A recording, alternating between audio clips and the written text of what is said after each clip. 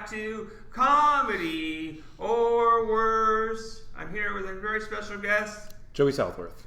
Oh yeah. So how you doing today? Whew, good. Tired. Long day at work, but Yeah. you know, I gotta go from Miramar all the way to here, so the traffic was just insane. But I'm good. I'm good now. Yeah, ready to get this out of the way. Oh yeah. Yeah. So do you use a stage name? No, my Cool. yeah. It'd be too creative if I came up with Southworth for a stage name. You know, it's pretty wild. I thought about just shortening it to South at one point because like people usually butcher it. Although like because when we put names in the hat for like an open mic, usually I'll have to writing out Southworth like because my handwriting's kind of bad. They'll be like, I don't even know what that says, so they just say like Joey and. But I feel like it's kind of for me it's like inauthentic. Some people need it. I don't feel like I do so. Yeah. Yeah. Yeah, that's cool. So how did you get into comedy? I had a friend in elementary school whose dad was like really, was pretty high up in the whole like radio broadcaster like scene, I guess, as far as I know. Okay. And so my friend was doing like TV shows and like voices on video games and then like theater stuff. And like this was before we were in the 6th grade. And then one day he's like, hey, there's a talent show at the 6th grade camp. Do you want to do it? And I was like, I guess, but what are we going to do? And he's like, oh, we should find jokes and write, I'm playing like a set. And I'm like, okay. So yeah, my first one was when I was like 12 at 6th grade camp. Didn't go well. Yeah, but sure. But it still super cool. Yeah. It was, I remember one of the jokes and it was like some lost in translation joke where like a foreigner moves here and then like can't say something. And I thought it was hilarious. People laughed, but then there was a camp counselor who thought it was offensive and like, yeah. Wow, back then, huh? Yeah, I know, right? Canceled in 2006. Yeah, and I was kind of a wussy as a kid, so like I took that pretty hard. But a couple more years and I was back in it. So yeah. Sweet. So how long have you been doing comedy? On and off, like for real, like actually on a stage for like 7 years. But I've just been treating it like a hobby up until like a year ago, and then I'm like, I got 2 kids, so it's hard for me to get up to mics and kind of find the time to do this kind of stuff. But I do it when I do, and I'm getting there. So I would say like the last year is the only time I've done it like seriously. Before that, it was all just like, I wrote a 5-minute set. Like I used to write 5 minutes, and then I would do it maybe like 2 or 3 times, and then I just go, I like that one, and then just like put it in the bank and write another 5, and just do it all over again. And then now I'm like tightening it up and tightening up. Mind you, 3 of those minutes probably sucked, but whatever. Yeah. Yeah, there's no right way. Everybody has their own path, so it's interesting. Yeah. So, what's your joke writing process? So that's kind of like my one big strength. Like, I guess my weakness is I don't get a lot of time on stage, but my strength is that like where I work, I actually get a lot of time to just put in my headphones and sit there. I got a notepad and I can just, I can be, I got to sand like something or I got to write an email or something. So I can just, type away and then my brain just goes and I write stuff down and, I've been doing that for years. I had a couple notebooks that I've gone through and I had to stop doing that because then I kept losing them. And then I had a phone. Everything in the cloud. Yeah. Everything in the cloud. Yeah, and then they put something in a phone. And then the phone crapped out, and that was about 300, 400 notes, all gone. And then that was in November. It's about 150 on what I'm doing now. Yeah, luckily I learned that quick. Yeah. There was one joke where I was like, I just had to like bring it back just from my memory, and now it's different, but I think it's better. Those are the ones that like, it really sticks. Yeah, because usually what I do like before I go up, like if I want to put a new one in, okay, I got to throw it in, but where does it fit? And so I'll sit there like the whole entire time on my phone, putting them in different spaces and really finding like, okay, yeah, this is probably the best spot for it. And last Saturday when I was at another open mic, one just popped in my head. I was like, I had an opener at one point. I'm like, damn, I should probably, I should probably have like a hi, my name's Joey joke. So I'm like, oh shit, it's. Yeah, I totally remembered it, and actually, I'd probably try it again tonight and see how it works. Yeah. Super cool. Yeah. Yeah. So, let's see. So, what do you think changed, like a year ago, that you decided to take it more seriously? I feel like, okay, we'll go back a little bit more. So when I first started doing it, it was like me and my buddy, we would just come out, and we would go to open mics, and finally I'm like, dude, this is a lot of fun. I should try it. So I went and tried it, and I was doing it very rarely. And then I think as time got, kind of went by, and I took breaks, and COVID and like stuff happened.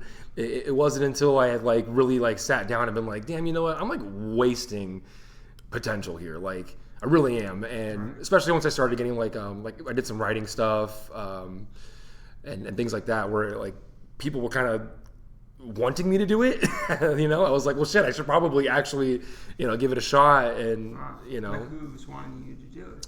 I had a buddy who's like manages YouTube channels, and he was like, hey, I got a couple of guys that I was like, he's like, you write some stuff for them, and commercials and shit like that. But I like only a couple of them panned out. But that was one time where it was just like, yeah, I guess I can do that. And, sure, but that's cool to write for someone else.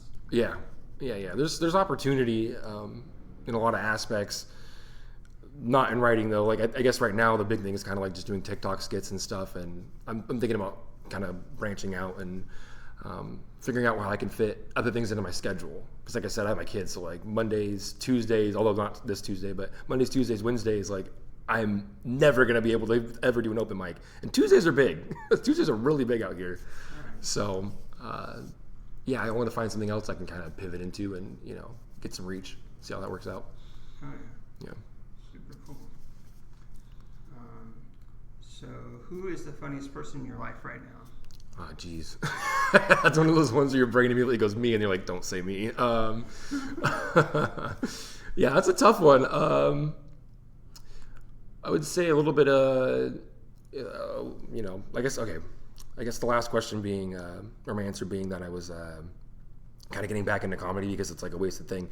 Another like smaller percentage of it was when I started working at this place last February, there was a guy there who was like, yeah, I used to be the doorman at ACC.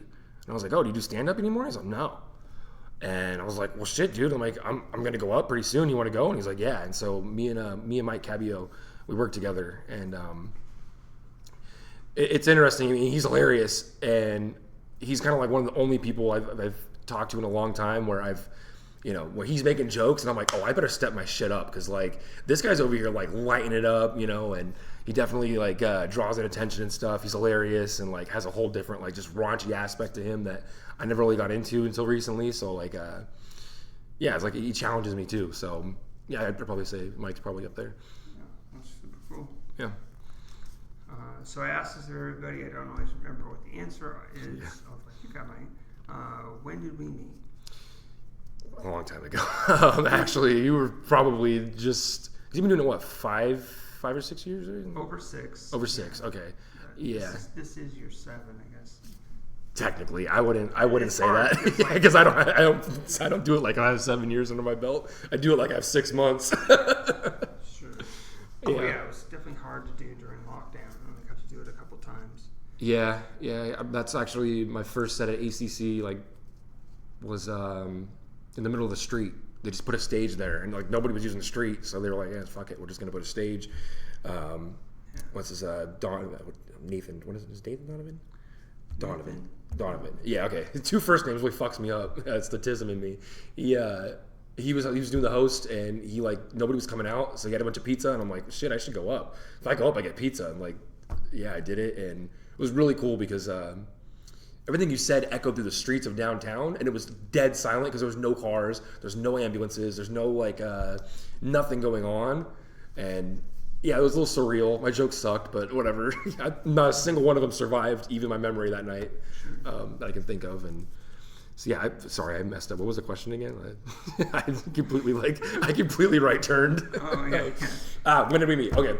All I know is that, and this was probably like a long time after, probably months or years after, but I remember the earliest joke I remember of yours was about a security camera, like you being on the camera, under the camera, and like your cadence and everything. I remember sitting there being like, what the fuck is this? Like, the craziest thing about that one is like I did it a few times and I liked it and I stopped doing it, and then a fan said, do the camera bit. Like, yeah. that one, like people people are laughing, but they're also like, what is going on? Yeah, that was that one really, I think, sets up like your specific like mannerisms and everything. It's like an intro, like, oh my god, like this is how crazy and out of left field it's gonna be, and like this is the way he's gonna sound the rest of this shit. Like, oh my god, that's all right. Let's see how it goes, and yeah, I really like that one. Yeah, thanks. Yeah, there was times where it was like improv too, so it's like you had to like take all the parts and put it together. It's not easy. So have you traveled to do comedy? Not yet. That's one of the things on my list. Let's see. A couple weeks back, I actually went up to LA to see this show at the store called Comedy Confidential, where the audience puts in secrets, right? They go into a little hat, and then 4 comics who, I mean, to them it's like another thing, but like all of them were like big names. We'll come up and grab a secret out of there and just riff off of it, off the top of their head. And I've seen some clips of it, and I like the host. His name's Steve Fury. He's really funny, and I've been following him for a long time. And so I'm like, I'll give it a shot. Went there, and man, I walked out of there like, oh my god, like that's the next Kill Tony. Like I want to get up. I want to get that good. I want to be able to say one day like, yo, can I get up? And he'll be like, yeah. And so that's kind of the goal now, But for now, I'll settle with maybe just doing the open mic there. And, getting a like tighter 5 would be nice, and yeah. All right, cool. So do you have any hobbies or passions that aren't related to comedy? Oh man. I hate starting sentences like this, but like as an autistic person, I collect a lot of things. I have like Funko Pops. During the pandemic, I bought a lot of God, this is gonna spiral. I'm so sorry to anybody who's like, this is gonna be interesting. During the pandemic, I was collecting 1999 Burger King Pokemon merchandise. Because when I was a kid, I couldn't afford to actually go and we couldn't buy them, any of the toys, and get them at all. So now as an adult, I'm like, oh yeah, $200 for a bunch of plastic toys that came out 26 years ago. Yeah, why not? And that spiraled out of control. So yeah, collecting things. Was into boomerangs for a while. One of the reasons those things have value. Oops. Because you actually paid money to buy it. Yeah, I bought something off eBay for $40. It was a prototype of they had these gold-plated cards back then. It was a prototype. It was $40 for it. One dude 5 or 6 years ago offered me $3,000 and I turned him down. And it's just I don't know. I was like, I didn't know it was worth anything, but the problem with it, other collectors will go and they'll sell that stuff when they hear a higher number. Me, I was like, yeah, but then I won't have it anymore. It's like that's I can just sell it later, which is probably not the case, but right, yeah, there's definitely times where stuff goes down. Yeah, especially with the economy. Nobody's out there buying collectibles nowadays. Yeah, I'd say that's my main thing. I play video games and stuff too. Just work and have my kids, so busy. All right, cool. Yeah.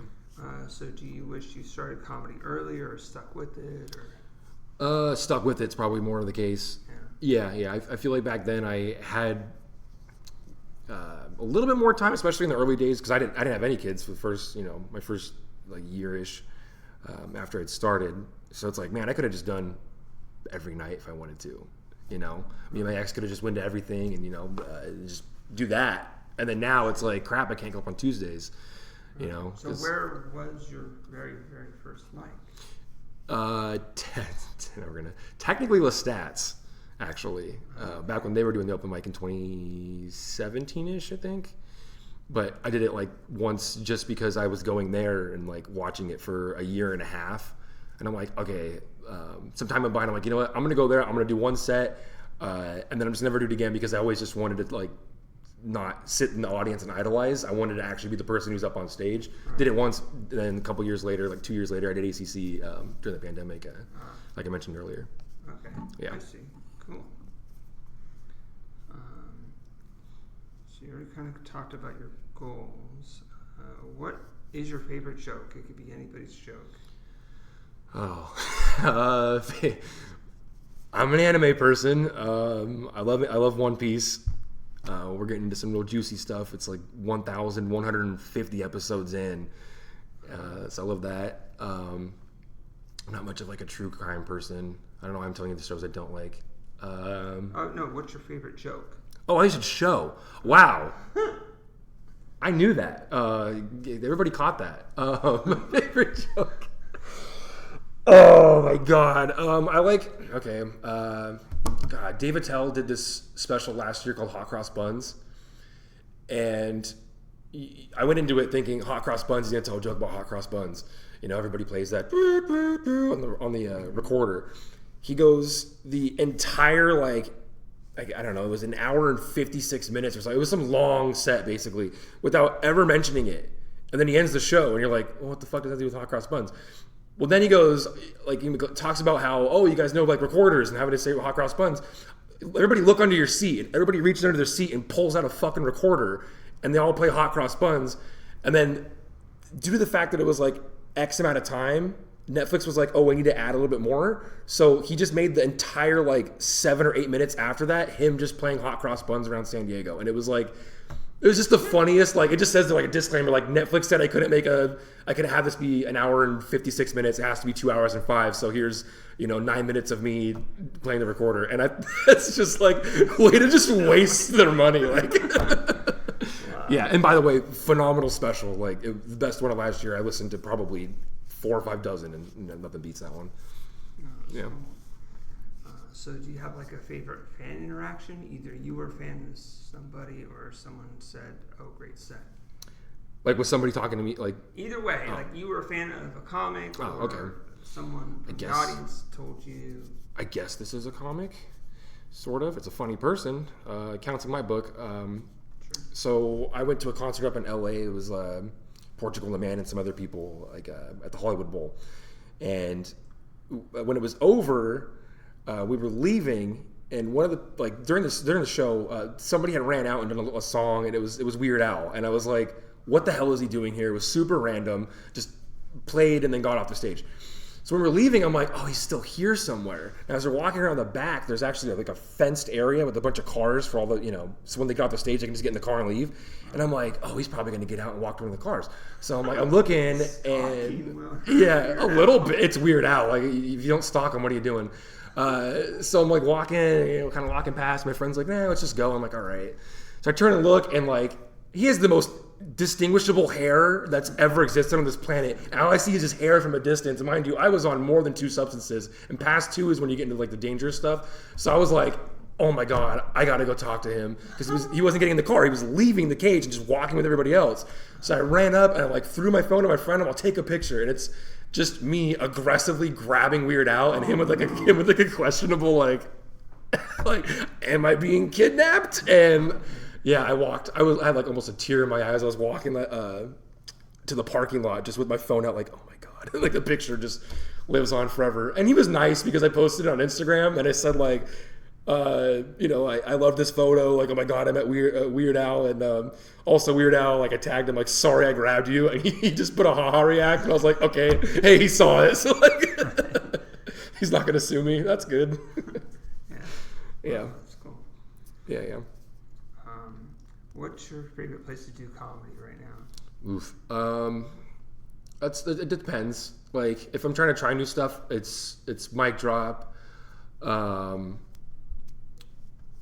hangs at Quantum are actually pretty good when I go. I'm always, it feels like I'm talking to people more there because the lights are on and stuff, whereas everybody else, it's pitch black, and I don't get to see or talk to any other comics, despite seeing these people sometimes even 3 or 4 times a week. Yeah. Maybe I know their first name and their whole set by heart. I never talked to them because we're in a fucking dark room. So every now and then, at Quantum, I'll be able to say something. ACC, I do well at, though. I've noticed that just because there's a general audience of a mix, the comics are usually in the back or off to the side, and then there's some people that come in. It's a good gauge, because I can be oh, if the right side of the room's laughing, that's all comics. If they're laughing in front of me and on the right side, you got everybody in the house. Holy shit! This is gonna work for people who do comedy and people who are just here to see the show. And yeah, so I'm looking forward to tonight. I got a whole bunch of new ones. I'm probably not gonna do good, but whatever. What was your family like growing up?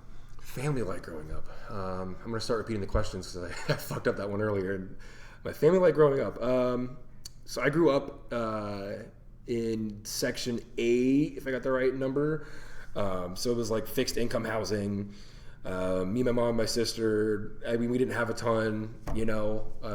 Pretty rough. My dad would get us every Saturday for 4 hours, and most of the time take us on drug deals or something. But it was just like, oh, yeah, he'd pick us up and we'd drive like half an hour to like some sketchy building, and then he'd be like, hey, just wait in the car. Wait in the car for like 20 minutes, and then he'd come back. Sometimes he'd take like a really long time. He'd come back, get in the car, and then he'd get us ice cream, and then we just go back home. And that was like, and that was the court-appointed visits. Yeah, there's so many wild stories about that. But yeah, so that was how that was. When I was 14, he finally like was like, fuck this, and never came back. So yeah, it was me coming home. I wake up at 6 o'clock in the morning, say bye to my mom, walk to school at like 8. It's like 2 miles away. Come back home at like 3 o'clock. My mom wanted to come back home to like 6:30. She's a teacher, so she's always busy. So yeah, it was past like 14. That's all it was. It was just kind of me at home for a long time, and yeah, it was still good. I was different than I was now, or I am now as a kid. As a kid, I was kind of like a wussy, like I said earlier. Like things scared me. I was allergic to bees. So every time I got like a little sting or something, I was like, that's it, I'm fucking dying. Like I don't have my EpiPen, I'm gonna fucking die. Like things like that just, scared me. And now I haven't had an EpiPen in like 10 years, so pretty fucking brave if you ask me. Yeah. So what is your earliest memory? Earliest memory? Oh my God. Okay, some of these questions I have the stupidest answers for.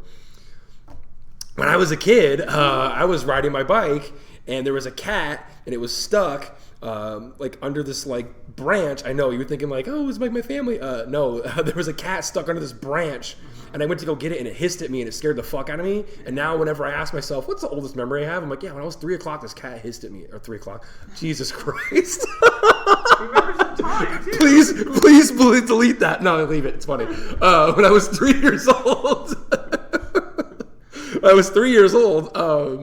Yeah, a cat hissed at me, scared the fuck out of me, and now like for the rest of my life, I'm like, that's as far back as I can go. And that's it. That's sadly the answer. Traumatic things or the really happy moments. Yeah. Stand out. Yeah. 3 o'clock. Fuck. All right. So, what's the biggest audience you've performed for? Oh, not a lot. I mean, I kind of missed an opportunity. Well, I wouldn't say missed an opportunity. I overkilled an opportunity. Last year, I was on Tim Dillon's Netflix special. How? I was on his Instagram, and he posted a thing where it was like a lucky draw.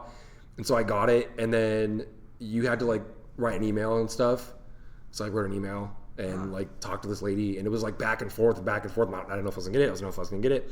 And then finally, they sent an invite, 2 tickets. I like signed an NDA and everything, and then went up to someplace in LA. And yeah, so originally when I went in, like, and you sit in like this little room outside of the set, or honestly, yeah, like the stage. I brought my Cabio with me. They said to bring wild boys, so why not?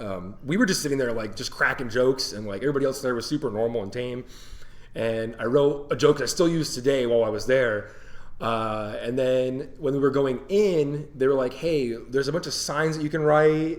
You can hold that up, put something funny on there. So I put, this is before the election, so Biden 2024. And then there's like a little flap that I like folded down so you can flip it up and it says Hunter Biden 2024. Like, it's funny. I wrote another sign that says I'm with Hamas. They took that one. I know. It's just a bunch of them. Like it was one that was like funny, not offensive. Yeah.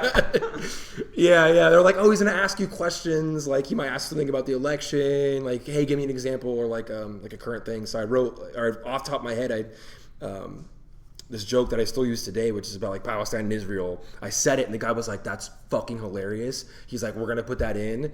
We're gonna sit you right behind Tim, so like you'll be like the camera was literally like Tim's body and then half my face for most of the time." So that was really fucking cool. So that went on. I sat down and I'm like, I gotta remember this. He's gonna ask me the question, and then the whole thing went by, and then they asked me eventually, but they cut it. And I was like, I wonder why. And I think it was because the guy who was like, hey, that's a great joke, was the only one that liked it. Everybody else there, like, I think what might have happened, it was a little rough. And it was, but it was funny. And so, That could have been something, but yeah. Other than that, it's been, on stage with X amount of people, whatever you can get in ACC or yeah. All right. Well, there you go. Lesson learned, right? Yeah. Know your audience, which I thought, would have been. Well, also, I mean, you could have just done a totally tame joke that just gets cut for time, or it's not what we thought, or I don't know. Yeah, flow something easier. Unless you're the editor, you're not gonna know. Yeah, I just wanted to impress him. That too, like I wanted to be like, okay, like if Tim Dillon's standing like 2 feet from me, like I'm gonna say something funny, and I'm gonna make sure it's like a home run, like, and so I did. But he laughed, so that counts. But yeah, the editors didn't. Yeah. So let's see. Would you ever do like a character on stage? I would. I've never been interested in it, but that's an interesting question. Yeah, I'd totally do it. I've been thinking about doing like some skit stuff. It's like I said, I write all day, and sometimes I'll be like, all right, I'm like feeling like I want to write jokes, but I don't want to write jokes, so I'll write something else. Like, I don't know, one time I rewrote the whole entire ending of Game of Thrones because I was mad about that. Skits, random skits. I wrote a TV show, but I lost a fucking notebook, which sucks because I have a friend who like totally could have got me in front of somebody. Stuff like that. So like, yeah, I think I actually would be good at skits, but as far as doing a character, like especially on stage, I don't know. I haven't really considered that. I don't know what I would do. I don't look like anything specifically. Like I'm a mutt of like 7 different races, so I can't really do anything that's like, stereotypical. So. Yeah. All right. Cool. Have you ever won like a comedy contest or anything like that? No. I guess the roast, but technically I lost my last one. Rigged. No, I'm kidding. Do you have a roast coming up, or?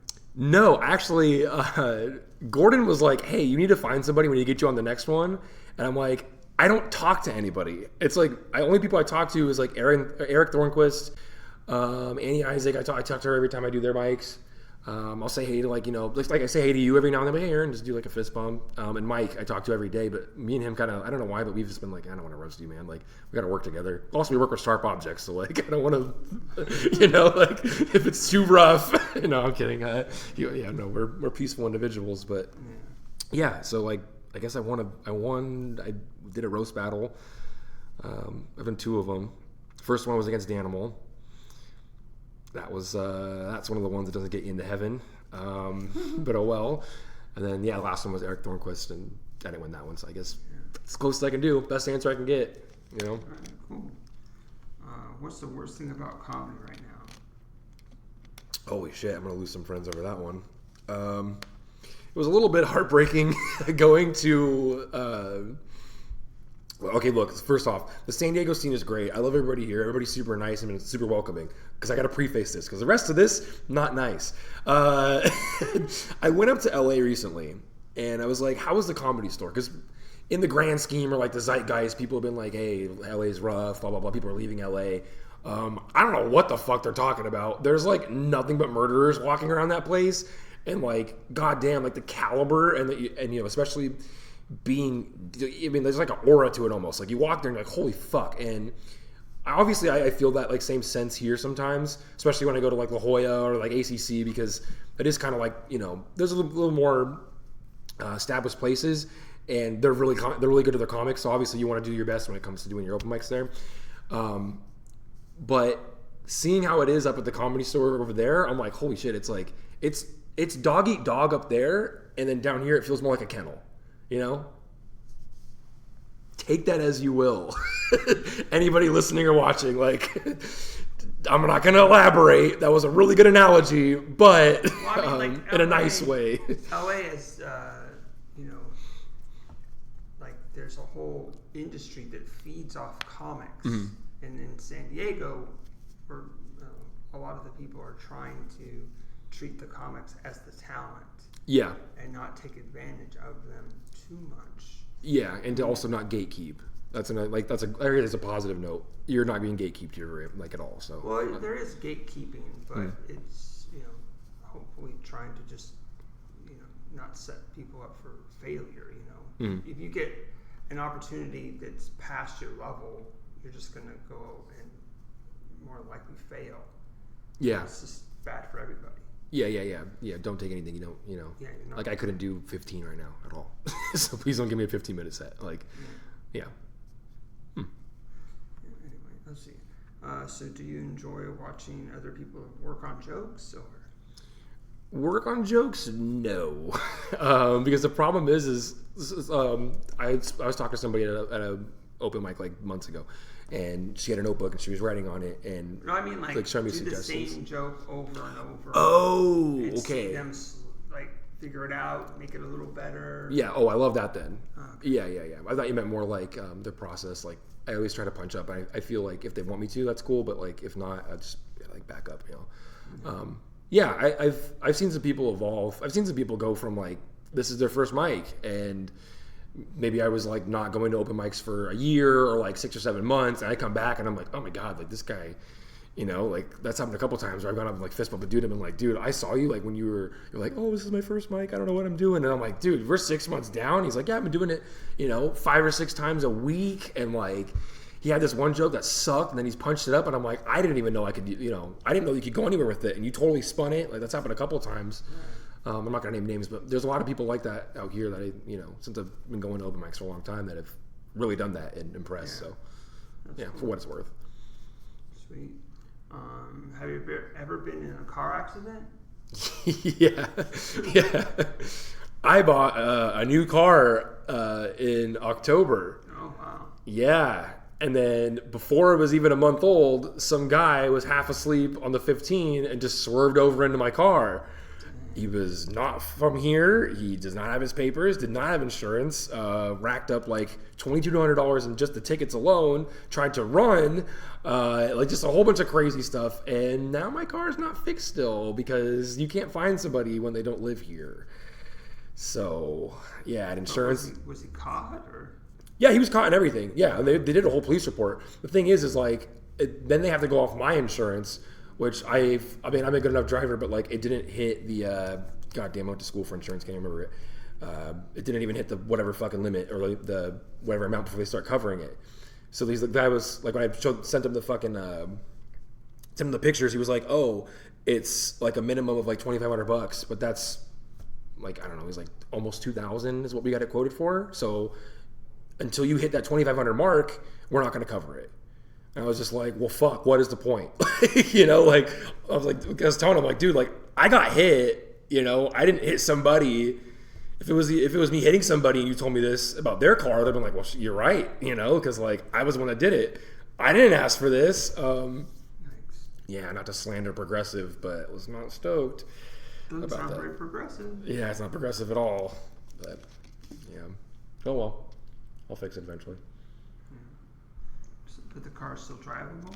Oh, yeah. It was like, it's just literally like his tires pushed into the front left fender and just kind of a couple bends, like a black. I'm assuming it's either he ran the paint off or he parts of his tire just got stuck. That's probably the paint, but there's like a black streak on it. My car's red and black, so like kind of matches, I guess. But I should just pay somebody to paint the other side. And then it was like, oh, yeah, it's just aesthetics, I guess. Yeah. I don't know. Yeah. So have you ever done any other podcast? Or? Random little ones. I had my own, actually. There you go. Plug your podcast. I did a couple of them. Wow. Just for funsies. Sorry. One of my buddies from high school, who's hilarious and should be doing stand-up, honestly, I invited him out after I did a couple of them. We talked for like 4 hours straight.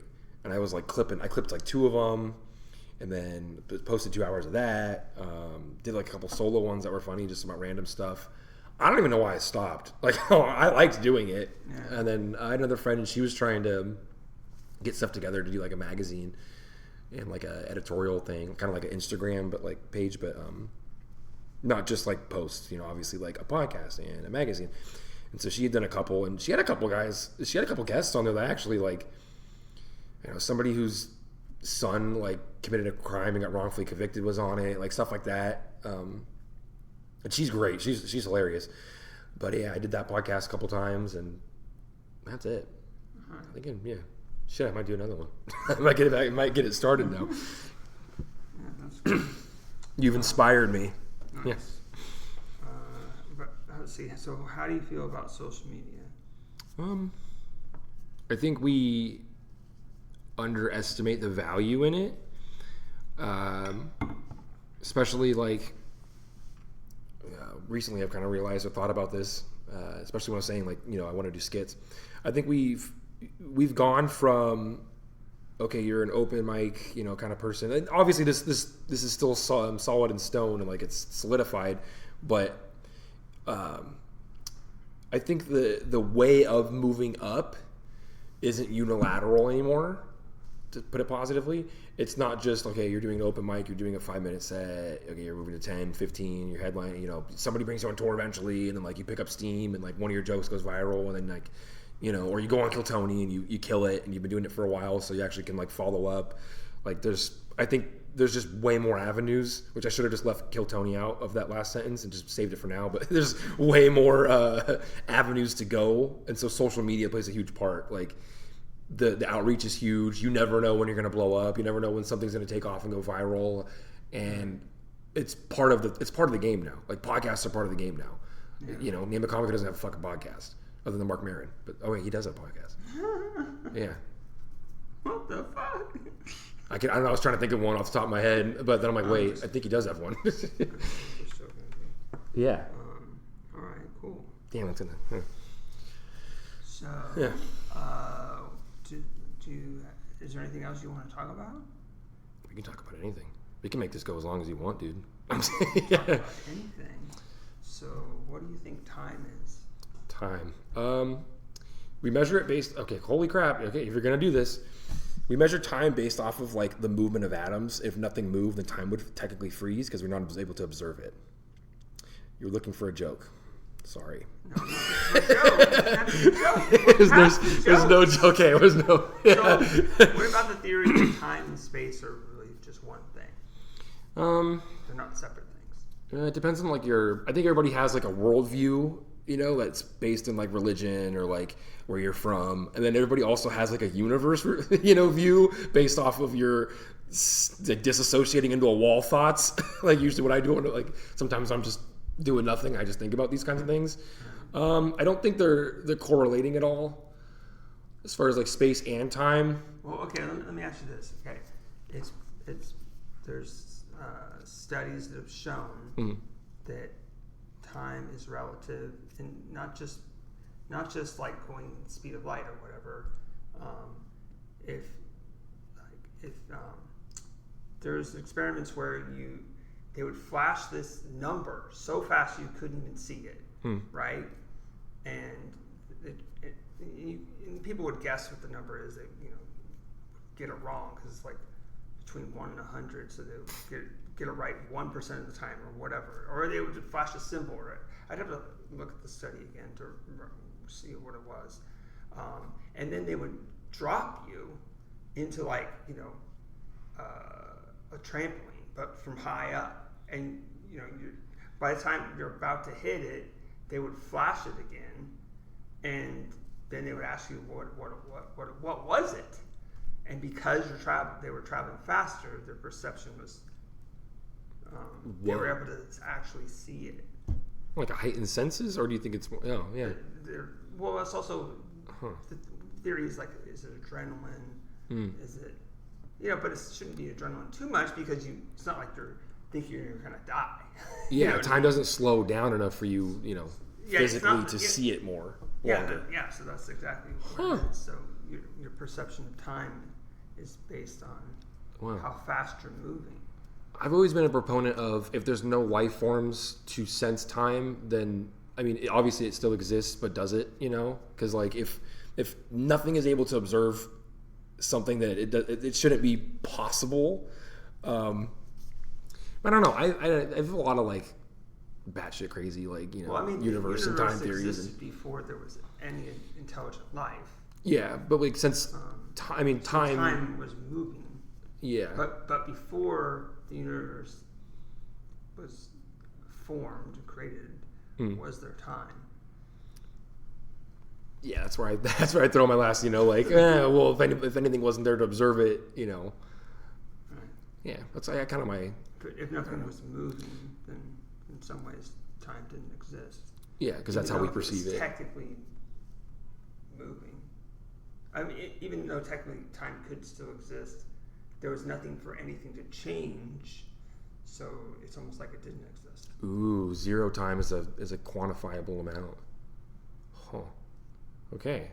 Now to even more serious topics. How the hell do you ride a unicycle? Oh, okay. So what you do is you have the tire inflated. Well, yeah. And you want to put it in a safe spot to to go. You don't want to try to ride it in this room. It's just not big enough. I'm right-footed, so you put the right pedal lower. No, kind of even. Oh. Not low, not the other side. Yeah. Kind of on this side here, and I put my right foot on it, and then what I do is I lean up, and I'm putting pressure on my right foot, but not a lot of weight. It's more about leverage to because the seat goes like this, can go back or forward, yeah. right? So you're starting at this degree, and you're swinging up, and then you take your other foot, the left foot, and you put it on the pedal, and you start pedaling. And then you obviously balance it, don't fall forward. Yeah, and then all the other mechanics is muscle memory. And that's the only way I can. Shit. It's like, how do you ride a bike? Because if you've seen people that are, kids have to learn how to ride a bike, or if an adult has never rode a bike, they have to learn how to ride a bike, right? Yeah, that's not easy. It's just think of it like that. Like, you learn how to maybe ride a bike with training wheels or whatever. When I learned how to ride a unicycle, I had, first we started with stilts. I didn't even know we were going to do unicycle. It was like a circus war. Race to the unicycle. We never got to a high wire act. They wouldn't let us do it. It's too many permits. So it took the stilts and put them down, kind of like training wheels, and it was just sheer determination, just trying, and then it was I had to as a teenager, so it was plenty of times when you've I'm invincible, and also was riding a skateboard at the time and hit one little fucking rock, and then you fly and you skid your face and your hands, and you're like, damn, this is dangerous. Unicycle is nothing compared to that. Yeah, you can't pick up that much speed unless you're going downhill. So yeah, it's just a matter of then it was I did a whole pedal, and then it's it's get in your head. Well, if I can do, it was funny because I knew I was psyching myself out to do it.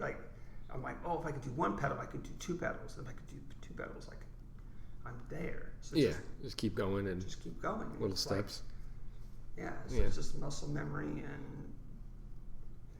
and. So So that I actually own a unicycle.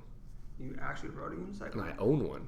You own a unicycle? I bought it during COVID because I was looking for things to do. So you know how to ride it? No. I thought it was okay, you just have to balance going back and forth. Mild TMI. You want to go forward first and then learn how to go back. Yeah. Well, I mean, to not fall forward or backward. Sure.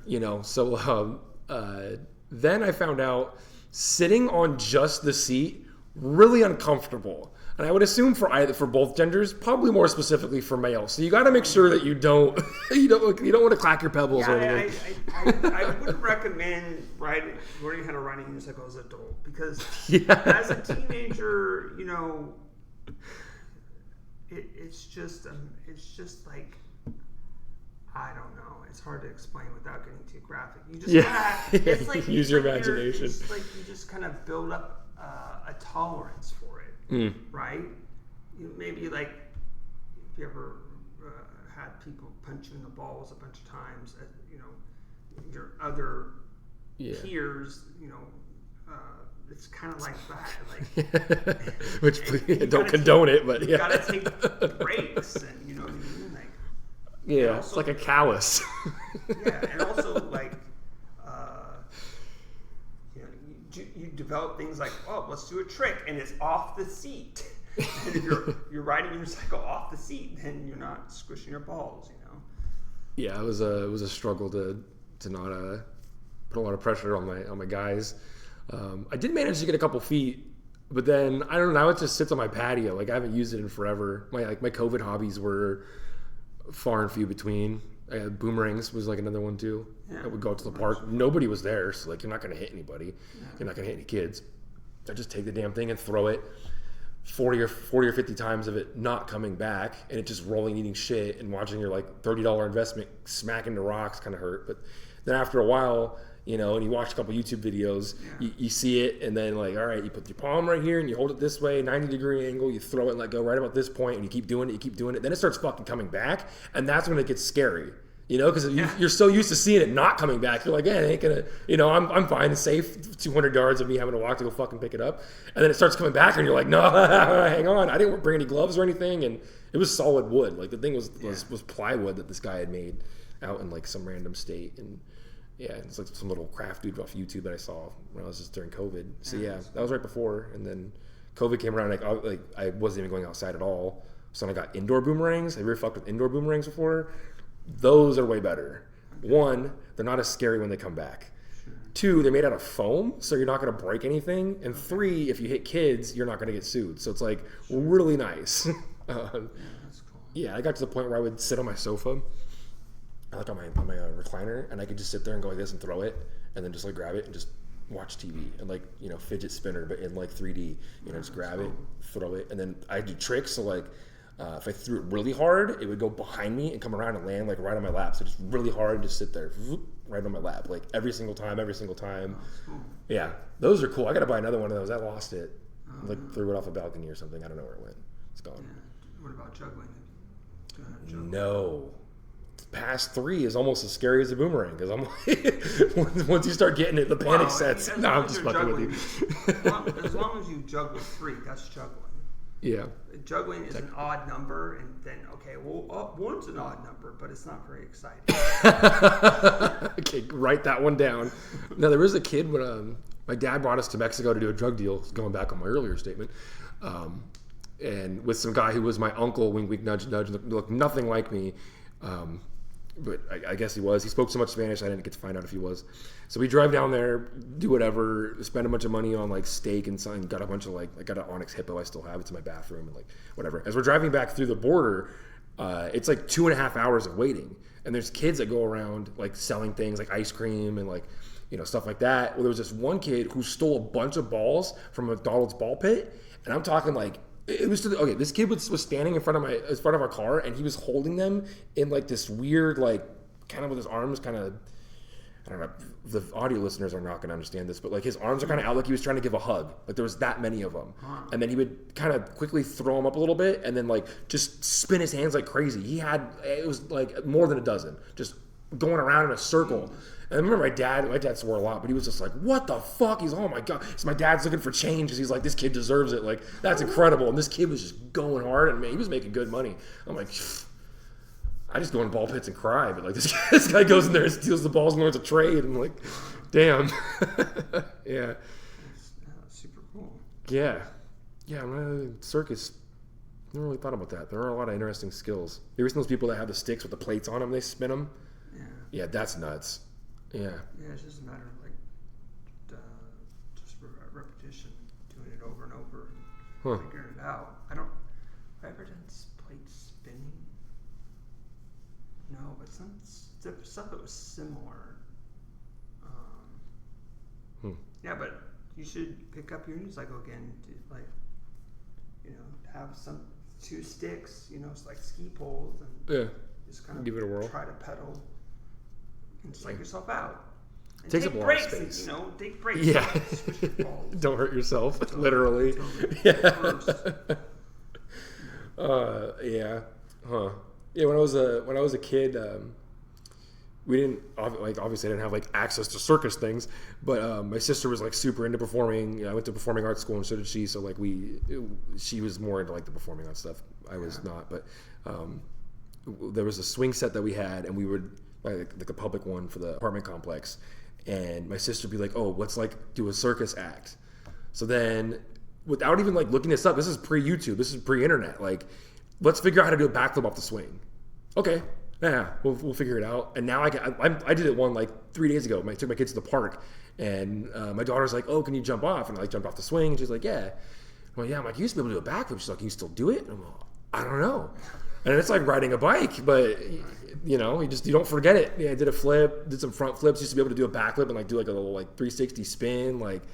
And then there's this one kid who because swings have like that pole that goes across where the swings hang off of. There's this one kid who used to climb to the top of it and tightrope walk across that pole with his arms out and everything. Like, and the pole was only, I don't know, like 7 or 8 inches in diameter. He just walk across and like probably fell once or twice.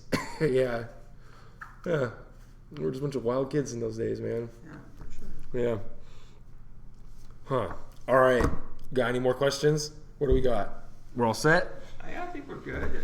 Do you feel that was a good podcast length? Yeah, I can keep going, dude. I'm telling you. We can end it here. Shit, I'll sign up for another one. Let's see. Think about your call. Let's see. So, what did you already talk about? Other type? Did you add any other type of art or type of art? Yeah, like anything. I've been in manufacturing for like half a decade, a little more, Okay. like 6 years. So like anything relating to like that, like super into, I was like, So what's fun to make? Knives. Yeah, I do that every day for work. Those are fun. Yeah. I don't really want a 3D printer though, but it's costly. Yeah, anything where I can like sit there and just like zone out and put things together is super cool. Obviously, because I got a little bit of autism in me, like I love fucking Lego sets. Yeah. And I don't know, big shout out to Five Below, big advertisement for any listeners who are watching, but like they have these like $3, it's like the size of like a book, a little box of Legos, and it's not Lego brand. I don't even know like how to pronounce whatever. It's a Chinese one. It's a knockoff.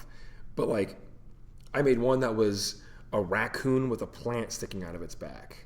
It's really cool. Yeah, and that was for like $3, and now I have probably 12 of them, and at least half a dozen that are just sitting there. Jeez. Yeah, Lego sets. What about merch? Are you making any merch for yourself?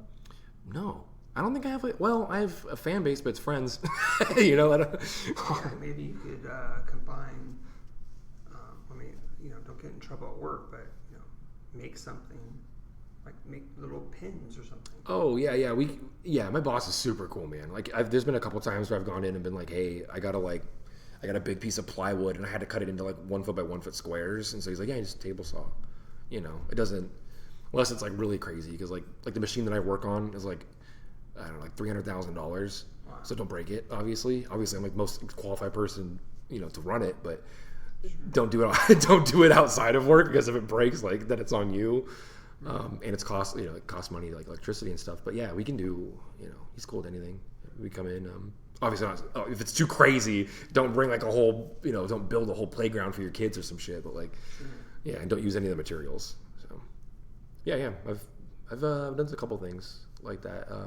What could you make out of it? Like, could you make little pins? Like keychains. I can do like any pins. Yeah, I can do pins. Pins are pretty easy actually. Like you have to get a press and you just put the paper, press it, and then like the what is it? Not residuals. What is that called when you're like the money that you make? What the fuck is it called when you like? Anyways, the money that you make off of it, like what you put in, the profit, I guess, is like profit margin is really good on pins. Sure. So yeah, I mean, that's something that I can do outside of work. In work I could do like literally anything. We got like whatever the fuck you need. Yeah. They actually were because like there's a big sheet of metal and when we cut it, we're getting knives out of it. There's gaps in between it, a lot of gaps, and especially in our more like specialty metals, like we have ones that like copper, like Damascus with copper mixed through it and everything. Okay. Those gaps, even if it's like a little 2-inch by 1-inch like rectangle, are like $100. So don't throw them away. And we have boxes of them. So like, so what do? Melt them down? And... No, you can't. Well, I don't think you probably could melt them down, but I think just because they're mixed with copper, it would be kind of like a problem. I don't know. That's a good question. I mean, we work really closely with the guy who makes they're called billets, the little squares of metal. But we've floated keychains before, but like to do that, I had to put them back on the machine, and, like set them back up, and like I'd have to like eyeball it and kind of make sure I can like fit it in the little shape, and might be fuzzy because of how small it is. Like the quality might not be there, but if we can get that down, yeah, we'd be able to just kind of squeeze stuff in, as I'm cutting, put 2 knives on there, throw a keychain on there, and then we just sandblast it and sell it. Probably, yeah, most likely. People buy our shit, so, or better yet, just give them out. Every time somebody buys a knife, throw in a keychain, and yeah. I like what I do, so a little bit. I'll talk about my ass off about that. Yeah. So how did you get into that? So years ago, I was going to a vocational school for like Office. I learned everything from Microsoft Word to like Photoshop and QuickBooks, and like if it's on a computer and you can do it in an office, like pretty much I know how to do that now. And then there was they have like side little majors, so like I took insurance, did that because I was in sales already, so sales into that, thinking I could pivot into insurance, which is lucrative at times, but then again, you're kind of one of those like cucks that just goes to work in a tie every day and like, thanks for calling Marcia McLennan, my name's Joey, and I would probably kill myself. So like, thank God I didn't went that route. But when I graduated, I had sent some applications out, a couple of hits, I went back and forth, a couple of interviews, but wasn't really going that well. I just had a kid, so I'm like, well, shit, I got to find something. And my ex's friend's little brother was like, hey, I was working for his girlfriend's dad, and he's like, I left, and now there's a position there, and I'm like, oh, what does he do? He goes, he runs a shop making aerospace parts. Wow. So I'm like, I don't know how the fuck any of that works. He's like, you ever run a bandsaw? And I'm like, yeah. He's all, what about a vertical one? Or how the fuck is it? Vertical is upwards, so that's the one you usually use. A horizontal one is it's sideways, and you feed like big big pipes of metal, almost like solid, And he's like, ever done that before? I'm like, fucking no. And he goes, like, just show up and ask. I'm like, okay. So I think it was like next day I just showed up and said like, hey, I don't know how any of this works. I took wood shop for 2 years. I was a shop foreman my second year. It's like an elected position where like you have to like talk to teachers. I guess it's like prevalent, and he was just like, yeah, I can give it a shot. And so I did that for 2 years, and it was hell. Like I worked with guys that have been doing it for 40 years. My first day, I got there at, I think it was like 5 or 6 a.m. There was these small little like 6-inch tall tubes, and my job for the first day there was to stand out in the middle of like out of the parking lot with a huge basket of these metal tubes, and then you would dip them into acetone. Well, not acetone, but like acetone, because nobody else doesn't know what I'm fucking talking about. Toluene, but acetone, because everybody knows that one. Dip it into there, pull it out, take an air hose, spray it off, dip it into water, and then do that like 2 times per. And there was like 500 or 600 of them. And I did that the whole I didn't even talk to anybody. I literally just did that, and I sprayed it off. He checked in with me like one time. I went to lunch and sat in my fucking car, and then so that's how it was for the next 2 years. Just busting my ass, 10-hour shifts. And then I left there after 2 years. Got into another position running just regular old mills, regular CNC mills. Did that. That was a contract for 4 months. It ended. And then found a company that was like, we need somebody to run this water jet that we have, which is like this big nozzle that goes around and you program it. I'm like, well, okay. And they make case, like the foam that goes into like hard plastic cases for drones. All right. Like, have you done that? Nope. And they're like, okay, well, the problem is we can't find anybody to do it. And they literally had like actual engineers working at the company, and that's not their job, but they have the machine, and like they know how to like kind of start it and stuff, but we don't know nobody knows how to run it. And I was just like, well, fuck, I don't know how to run it, so we're on the same page. Look, we're just as qualified, so like give me a job. And yeah, they brought me on for 2 years, and it was like, I wouldn't say self-taught. Like I had a bunch of smart guys that were they were making like the programming and everything that helped me learn it, but So yeah, like it was sort of self-taught, but we kind of learned, together. And 2 years went by, and I wasn't getting paid a lot, and like it was 'cause some tension issues and shit like that. And I was like, maybe I'll start looking. And I stumbled upon a Craigslist ad that was 3 lines of text, like half-face blades out in Miramar. We're looking for somebody who runs water jets. This is you. Let me know. And like literally, the only description was like chill place. Cool dudes. Like that was it. And I was just like, I like that. All right, cool. So I applied there in another place, got an offer for the other place, ended up staying with like Half Face Blades. And so I went into work at the cutting the foam place, and went there. They walked out, knew I was trying to find somewhere else, and was like, what the fuck? And I was just like, what's up? Like, hey, you guys are paying me like not a lot. There's like maybe seldom 100 people who can run this in the city, if that. Like, I know what I'm fucking worth. I'm busting my ass off. I'm doing orders. I'm like, bringing in material. I'm doing all these crazy fucking like managerial sort of like positions and planning, project planning. And I'm like, you guys are paying me to be a fucking project manager. And we kind of got a little bit of like a back and forth, and they thought it was gonna be a negotiation. And I was like, no, this is a hostage situation. Like, you got to make up your fucking mind or daddy's shooting, because I'm not doing this shit. And sure enough, like, they were just like, well, we don't know what to do. Like, I guess we're just gonna have to let you go. And I was like, all right. So I like literally as they said that, I just reached in my pocket, grabbed my phone. I called my boss, Andy, and I'm like, yo, hey, is that position still open? He's like, yeah. No interview. I was just like, all right, what time are you gonna be in at? He's like, 8 o'clock. It's like 7:15. I'm all right, I'll be there. Just hung up right in front of him and left. He didn't ask me. He didn't ask me a single fucking question. I showed up and I was like, who's Andy? And it was just, there's a guy behind the desk. I'm like, what's up, man? I'm Joey. I shook his hand. He goes, you know how to run this machine? I'm all, yeah, pretty much. There was like a specific part of it, like I didn't run because it was foam, and now I'm doing metal. Like, you have to put more oomph in it, basically. I was like, yeah. So he just showed me the machine. It's dirtier than fuck. Nobody's ran it for months. He goes like, it's hard. We can't find anybody. We literally can't find anybody. I'm like, yeah, I've been doing it for 2 years. And he's all, fuck yeah, man. And then he's all, well, hey, your first day, just like, I don't know, clean or something. And he walked away, and I was employed. Like, that was it. Wow. That was literally the span of like what I had just put. It was literally like my first day there. Yeah. And I cleaned the machine up, got it moving. He came out at one point, was just like, oh, it moves. I'm like, yeah. Oh shit. If you can move it, you can cut with it. I'm like, yeah, I can, no problem, dude. Now here I am, a year and change later, like, I love it. It's That's great. It's really nice. Like, I don't know. My grandpa told me, like, he was somebody like, kind of came from another place, and he was struggling to, his way up and trying to make money, blah, blah, blah. Worked a bunch of hard jobs and extra jobs, the usual shit, Yeah.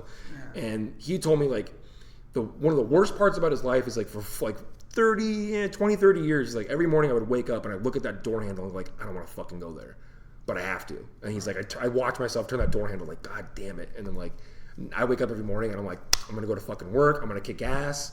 Like, I love the guys there. Everybody's my buddy, and that's as good as it gets, like, making money's nice, but like at the same time, I want to go somewhere where everybody looks at me and says, hey, smiles, and I don't have to wear a fucking tie and say, hi, my name's Joey. This is a callback, but hi, my name's Joey. We're tied, like, what the fuck are you doing? You're gonna get caught in the machine. Yeah, I just didn't want to have to work that like kind of corporate bullshit. And then now, like, I can show up in pajamas, and sometimes I wear my flip. It's not OSHA certified, OSHA recommended, but I wear my fucking flip flops if I want, or